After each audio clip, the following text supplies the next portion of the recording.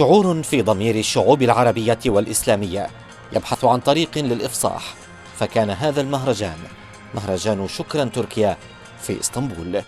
فقد أقامت الجاليات العربية في تركيا سلسلة فعاليات انطلقت في اسطنبول، ومن المقرر أن تستمر ل4 أيام، وذلك بحضور عدد من الشخصيات العربية والإسلامية كالأمين العام للاتحاد العالمي لعلماء المسلمين الدكتور يوسف القرضاوي، ورئيس المكتب السياسي لحركة حماس خالد مشعل، بالإضافة إلى نائب رئيس الوزراء التركي يالشن أكدوغان.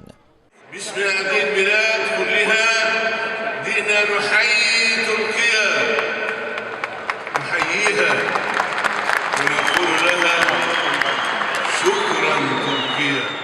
وقد تخلل اليوم الأول للمهرجان مجموعة من الفعاليات الفنية والفولكلورية، بينما حضر الفعاليات كوكبة متنوعة من الجاليات العربية، وكان للجالية العراقية حضورها. بشكر الشعب التركي وقادة الشعب التركي على استقبال الشعب العراقي اللي انظلم، اللي تأذى، اللي حتى اللي حكومته دمرت البلد، دمرته، ما عندنا وطن بعد، دمروا وطننا، كل يوم قاعدين بدون رخصتك، يعني قاعد يبوقونه يسلبونه، واحنا بعد ما عندنا حد، يعني دول العربية ما حد يقبل يساعدنا، ما عندنا غير تركيا، هي الوحيدة اللي استقبلتنا، وقاعدين هسه احنا بلدها، يعني يعاملونا معاملة ابن بلد، ما يعاملونا بمعاملة غريب.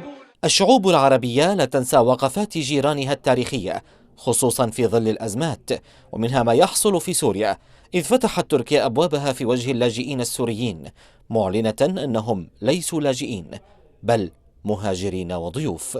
فكان لابد أن يكون هناك شكر، ولو بالشكر المعنوي بحد الأدنى، كما نفعل الآن، كما تفعل كل الجاليات العربية عندما قالت شكرا تركيا. تركيا التي قالت أن العرب هم المهاجرون وأن تركيا هم الأنصار. ولا يتحقق الشكر الحقيقي إلا بتحقيق اندماج متكامل بين الشعوب العربية والإسلامية والشعب التركي، وحينها يكون لشباك التلاقي والتعاون والصداقة بحرا مديدا تمتد فيه.